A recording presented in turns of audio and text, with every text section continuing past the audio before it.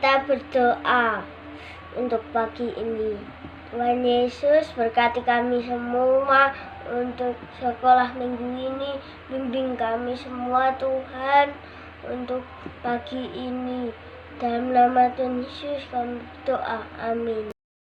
Mengikut Yesus keputusanku, mengikut Yesus keputusanku, mengikut Yesus keputusanku, ku tak ingkar, ku tak ingkar,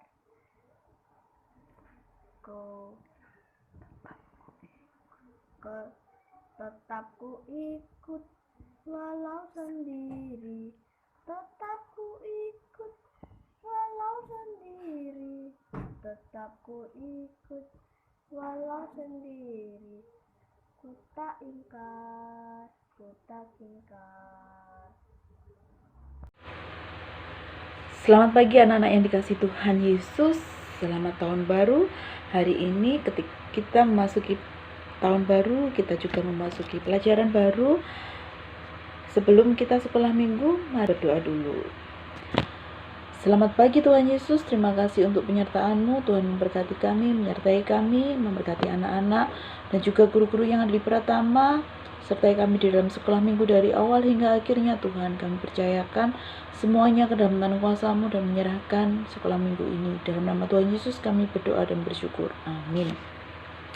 Hari ini kita memasuki pelajaran yang pertama, yang berjudul murid yang siap menyangkal diri, yang diambil dari Matius pasal 16 ayat yang ke-21 sampai dengan 28. Arti menyangkal diri yaitu kita lebih mengutamakan menaati firman Tuhan daripada menaati atau menuruti keinginan dan kepentingan diri kita sendiri. Ketika kita mengaku percaya kepada Tuhan Yesus, maka hidup kita itu sudah menjadi miliknya Tuhan Yesus. Kalau hidup kita sudah menjadi miliknya Tuhan Yesus dan kita menjadi pengikutnya Tuhan Yesus, berarti kita harus berani berkata tidak pada diri kita sendiri dan keinginannya kita sendiri ketika apa yang kita inginkan itu bertentangan dengan kehendaknya Tuhan. Pengikut Kristus, pengikut Yesus itu harus siap menderita. Kenapa harus siap menderita? Karena Tuhan Yesus sudah rela dahulu menyerahkan nyawanya dan mati di kayu salib untuk apa? Untuk menyelamatkan umat manusia. Yesus menghendaki supaya kita juga siap diri jika suatu ketika kita juga menganiayaan ketika kita mengikuti Tuhan sih.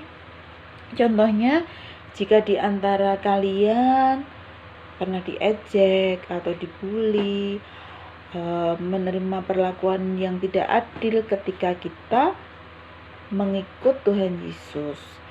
Tapi jangan pernah kecil hati, kita tetap harus beriman dan tetap percaya kepada Tuhan Yesus. Tidak hanya itu saja, pengikut Tuhan Yesus selain harus siap menderita, pengikut Yesus harus juga mengasihi Tuhan dengan sungguh-sungguh. Mengasihi Tuhan dengan sungguh-sungguh itu dapat terlihat dari bagaimana kita lebih mengutamakan Tuhan Yesus. Contohnya apa? Bila suatu ketika itu kita diajak saudara kita atau teman-teman kita ada acara atau berrekreasi, padahal pada saat itu kita lagi sekolah minggu atau beribadah. Yang kita pilih apa?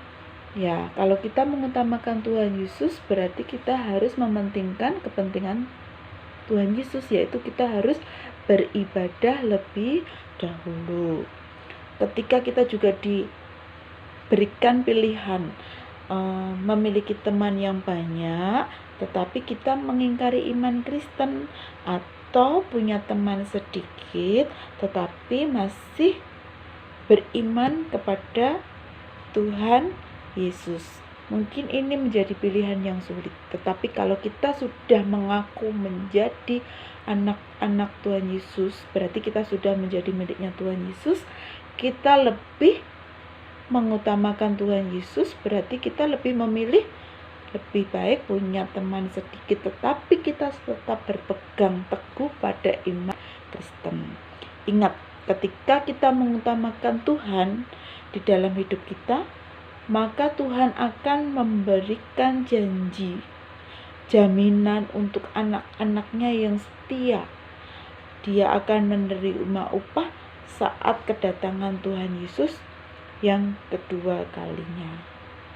Ingat ya, ketika kita mengaku kita percaya kepada Tuhan Yesus, berarti kita harus bersedia menyangkal diri kita sendiri, mengutamakan Tuhan Yesus kita sendiri.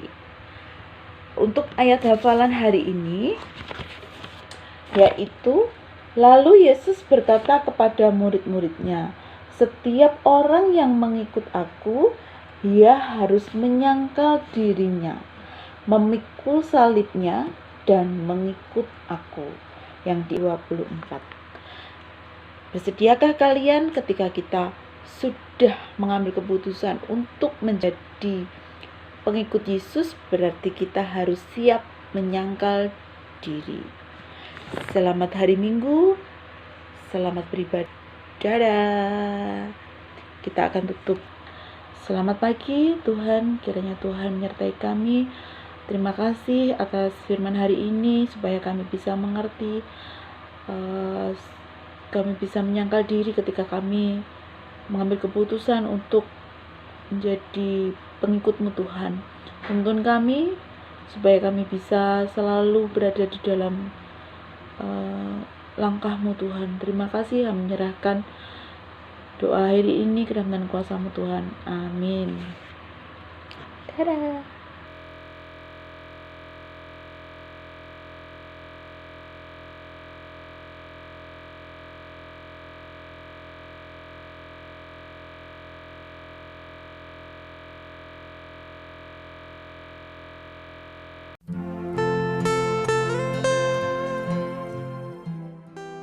Lahir pada 27 September 1901 di Hinghua, di Provinsi Hokkien di Cina, putra dari seorang pendeta Metodis. Pada tahun 1920, dia menuju Amerika Serikat untuk kuliah di Wesley University of Ohio, Ohio State University, dan Union Theological Seminary. Dalam 5 tahun dan 2 bulan, dia menekuni 3 jurusan akademik, Sarjana Sains, Master of Science, dan Doctor of Philosophy. 10 Februari 1927, bersamaan dengan kebangunan rohani mulai merambah di Cina, Jonsung menyerahkan hidupnya bagi Tuhan Yesus Kristus. Perubahan tajam dari kebiasaan hidup Jonsung membuat banyak orang menyangka dia mengalami gangguan kejiwaan. Dia kemudian dirawat di satu rumah sakit jiwa atas perintah pimpinan seminarinya. Dia diizinkan untuk membawa hanya Alkitab dan pena dalam rumah sakit itu. Dia kemudian mengakui bahwa rumah sakit jiwa itu adalah seminari teologi yang sebenarnya bagi dia. Jonsung dikurung selama 193 hari, setengah tahun lebih. Selama waktu itu, ia membaca Alkitab dari awal sampai akhir 40 kali. 4 Oktober 1927, Jonsung kini seorang sarjana terkemuka. Kemudian dia berlayar menuju Shanghai. Mengabaikan segala tawaran keberhasilan dari prestasi pendidikan yang dapat diraihnya, Jonsung memutuskan kembali ke tanah air dan mewartakan firman pada rakyat negerinya. Dia menyadari bahwa yang dibutuhkan negara Cina bukan hanya pengajar sains, tetapi pemberita Injil. Suatu hari, ketika kapal itu telah mendekati tujuan, ia mengumpulkan semua ijazahnya, medali, dan semua sertifikat, dan membuangnya ke samudra. Satu-satunya yang tidak dibuang hanya ijazah dokternya yang ia simpan untuk menyenangkan hati ayahnya. Seperti halnya Rasul Paulus, Jonsung mungkin berkata, "Apa yang tadinya kuanggap berharga, kini kuanggap sampah karena Kristus." Filipi 3 ayat 7. 1927 sampai 1934, keliling Cina untuk memberitakan Injil. 1935, memulai penginjilan di Asia, Filipina, Taiwan, Malaysia, Singapura, Thailand, dan Vietnam. 1939, datang ke Indonesia untuk berkhotbah. Jakarta, Bandung, Bogor, Cirebon, Semarang, Magelang, Jogja, Madiun, Solo, Surabaya, Makassar, dan Ambon.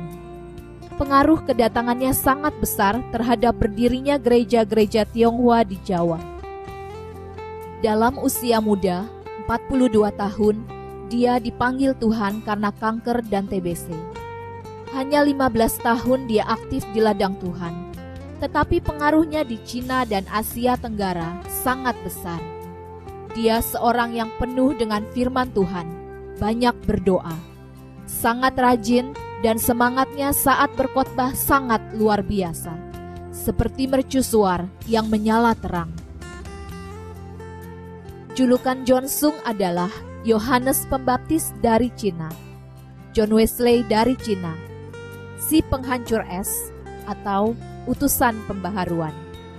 Semua yang pernah menyaksikan atau mempelajari Jonsung adalah seorang pendoa syafaat yang setia.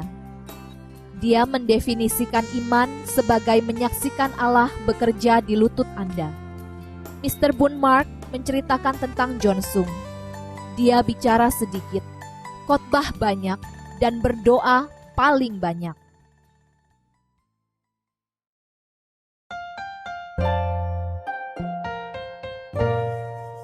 Mengikut Yesus keputusanku, mengikut Yesus keputusanku, mengikut Yesus keputusanku. Ku tak ingkar, walau sendiri ku ikut Yesus, walau sendiri ku ikut Yesus, walau sendiri ku ikut Yesus. Ku tak ingkar, dunia di belakang, salib di depan, dunia di belakang, salib di depan, dunia di belakang, salib di depan.